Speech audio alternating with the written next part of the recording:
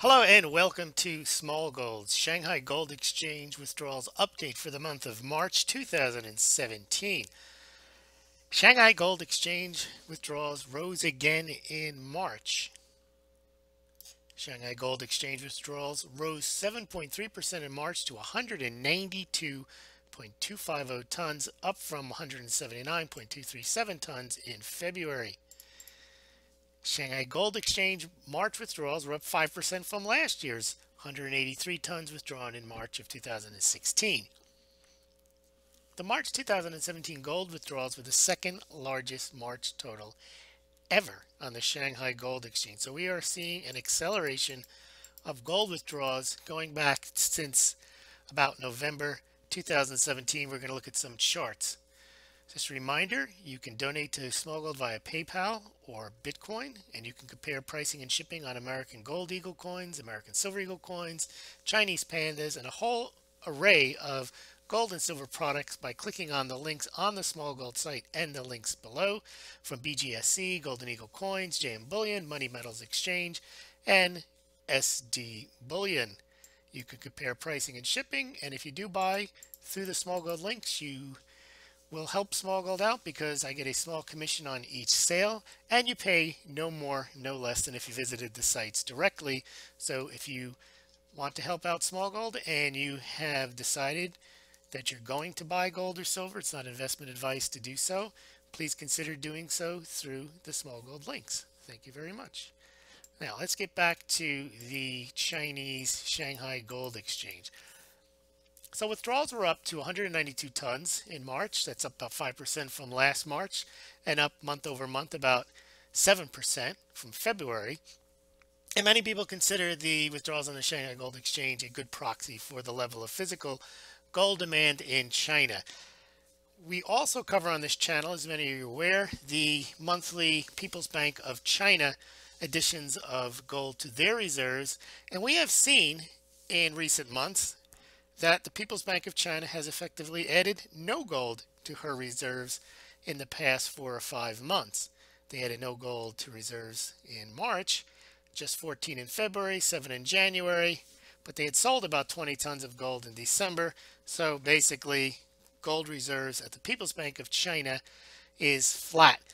And that highlights a distinction we make very often on this channel, that the People's Bank of China and what gold is on the People's Bank of China's balance sheet is not the sum total of China's gold. I can't repeat that enough. People insist when the People's Bank of China doesn't report tens of thousands of tons of gold that they're lying and that there's more gold there. Of course, there's more gold in China. It's just not on the People's Bank of China's balance sheet. As we know, it trades on the Shanghai Gold Exchange. It comes in through the Hong Kong port. It comes into the Shanghai port. They mine thousands of tons of gold over the past few 10, 15 years. So clearly there's more gold in China than's on the People's Bank of China's balance sheet. But let's look at the activity on the Shanghai Gold Exchange. As I mentioned, since about October, November last year, you can see the past 4 months have been higher than at any time during the prior 12 months in 2016. So there's clearly 2016 was a bit of a breather after a record year in 2015 for withdrawals, and now 2017 is shaping up to be perhaps the second best, and if the acceleration continues, perhaps the best year for Shanghai Gold Exchange withdrawals ever.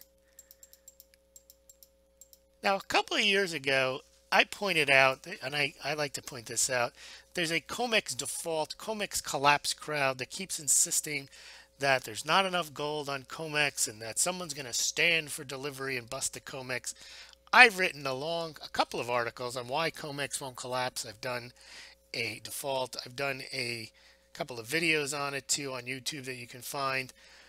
But one of the things I noticed a couple of years ago, and I published this chart back in 2015, that COMEX deliveries of gold, people don't go to COMEX to buy gold, to accumulate gold. They go there to get exposure to the price. Same with the silver dealings, futures dealings on COMEX. So in 2014, I note in this chart, COMEX delivered 85 tons of gold on the Shanghai Gold Exchange on just a given couple of weeks. On the Shanghai Gold Exchange in September, they delivered 137 tons. It highlights that Shanghai Gold Exchange is, for the most part, you could buy contracts there too, but for the most part, is a physical market where traders go to either have gold delivered or withdrawn entirely from the Shanghai Gold Exchange. And it definitely happens at a far greater rate than happens on COMEX, where the traders are there just to get exposure to price.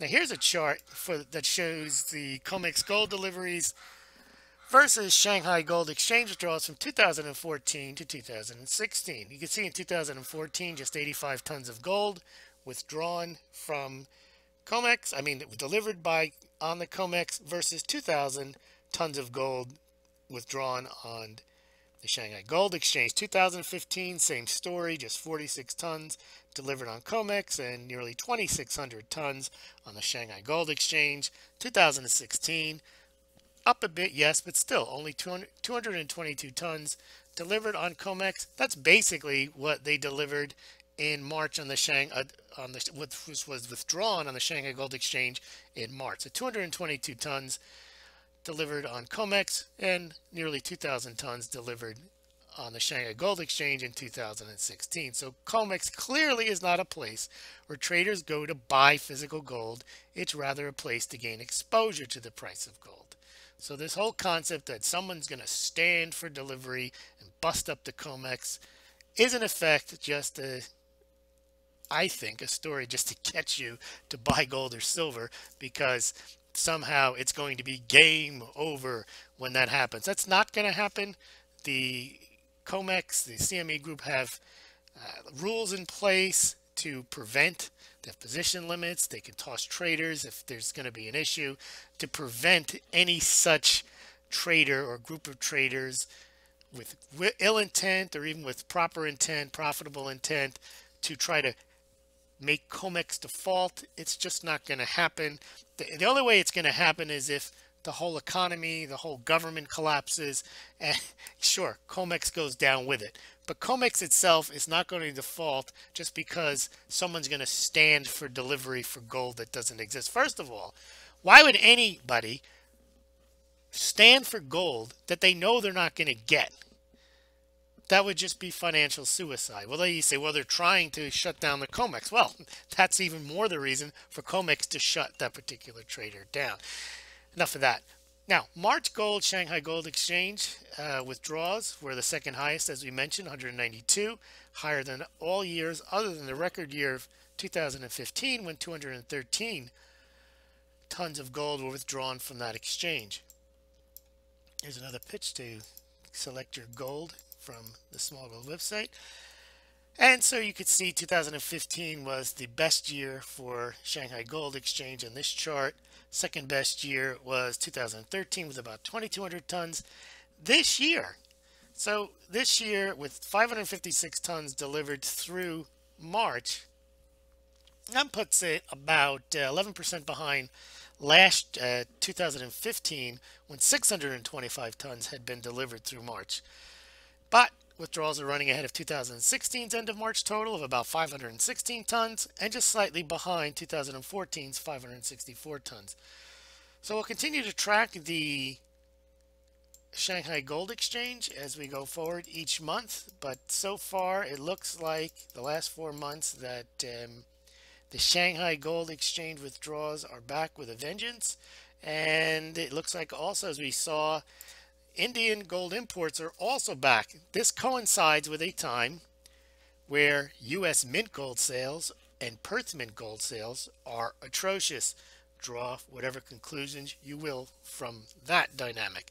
Thanks very much for listening. Please subscribe to this channel, tell your friends, and also subscribe to Smaulgld.com. You can see the charts a lot better on the website. I'll put a link below to the website as well. Thank you.